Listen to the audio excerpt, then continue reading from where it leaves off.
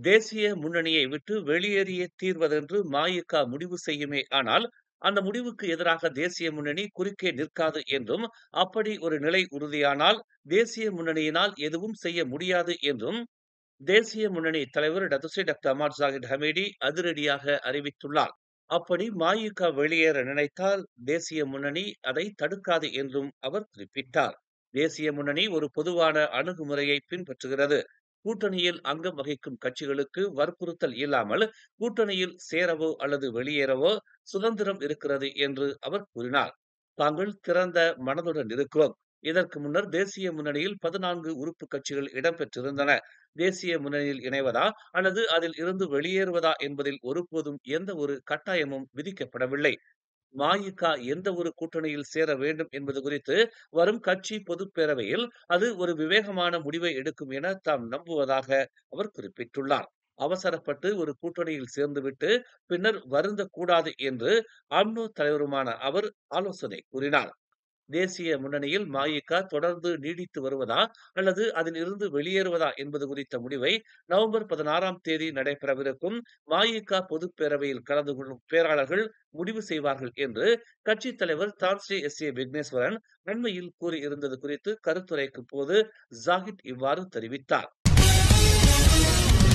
மஇகாவின் பொது பேரவை வரும் நவம்பர் 16ஆம் தேதி நடைபெற திட்டமிடப்பட்டுள்ளது.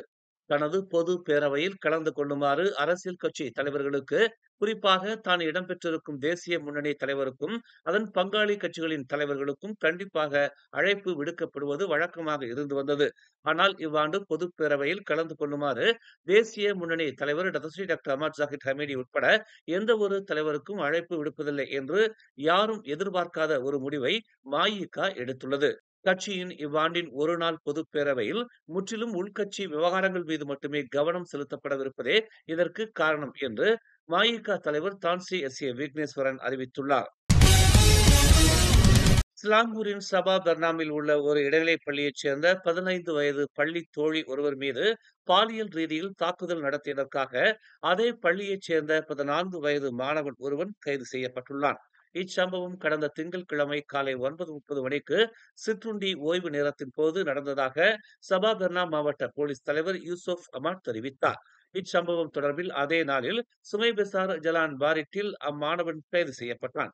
அவன் இம்மாதம் 14ஆம் தேதி முதல் நேற்று வெள்ளிக்கிழமை வரை 4 நாட்களுக்கு தடுத்து வைக்கப்பட்டான் என்று நேற்று வெளியிடப்பட்ட ஒரு அறிக்கையில் அவர் கூறினார். உறைவிட கல்லூரியின் தங்கும் விடுதியில் இருந்து கீழே விழுந்த மலாயா பல்கலைக்கழக மாணவர் ஒருவர் உயிரிழந்தார் என்று அப்பல்கலைக்கழகம் தெரிவித்துள்ளது. அவரின் குடும்பத்தினருக்கு ஆழ்ந்த அனுதாபத்தை தெரிவித்துக் கொள்வதாகவும், இந்த சங்கடமான சூழ்நிலையில் அக்குடும்பத்தினருக்கு மாணவர் விவகாரத்துறை மூலம் தேவையான உதவிகள் வழங்கப்படும் என்றும் பல்கலைக்கழகம் தெரிவித்துள்ளது. இச்சம்பவத்தின் பின்னணி குறித்து எதுவும் தெளிவாக தெரியவில்லை என்றும், இதுகுறித்து போலீசார் தொடர்ந்து விசாரணை நடத்தி வருவதாகவும் ஒரு அறிக்கையில் தெரிவிக்கப்பட்டுள்ளது. அம்மாணவர் நேற்று பிற்பகல் 3:30 மணி அளவில் தங்கும் விடுதி கட்டடத்தின் 3வது மாடியில் இருந்து கீழே விழுந்துள்ளார். அதன்பின் மலாயா பல்கலைக்கழக மருத்துவ மையத்துக்கு அவர் கொண்டு செல்லப்பட்டார். சிகிச்சை நடைபெற்றுக் கொண்டிருந்த நேரத்தில் அவருடைய உயிர் பிரிந்ததாக தெரிவிக்கப்பட்டுள்ளது. கோலாலம்பூர் அனைத்துலக விமான நிலையமான KLIA முனையம் 2ல் உள்ள குடிநுழைவு துறையின் சிறப்பு விரைவு பாதையை பயன்படுத்தி பல வெளிநாட்டினரை நாட்டிற்குள் சட்டவிரோதமாக கொண்டு வருவதற்கு கடத்தல் முயற்சியில் ஈடுபட்டதாக கூறப்படும் உள்ளூரைச் சேர்ந்த பெண் ஒருவர் கைது செய்யப்பட்டுள்ளார். ஹோட்டல் மேற்பார்வையாளராக பணிபுரியும் 34 வயது சம்பந்தப்பட்ட பெண்மணி விமான நிலையத்தில் நிலையான சோதனைகளை தவிர்ப்பதற்காக சிறப்பு விரைவு பாதை சிட்டையை பயன்படுத்தி குடிநுழைவு முகப்பிடம் வாயிலாக 6 இந்தோனேசிய பயணிகளை அழைத்துச் செல்ல முயன்ற போது கைது செய்யப்பட்டார்.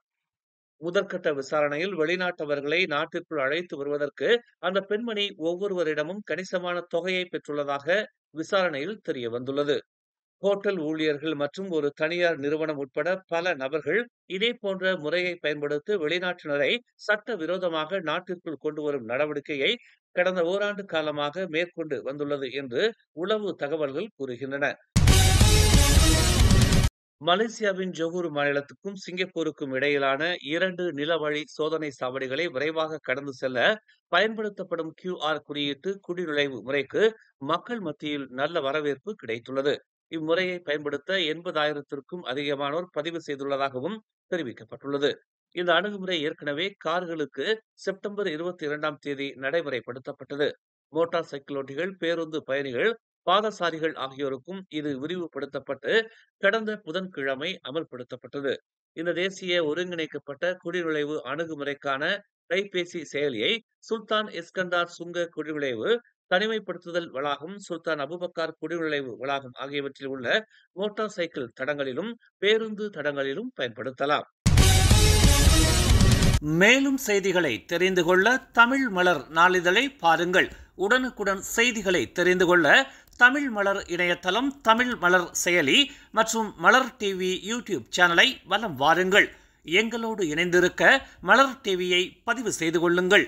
உறவுகள் மகிழ்ந்திட விருப்பம் மற்றும் பகிர்வு சேவையை சொடுக்கிடுங்கள்.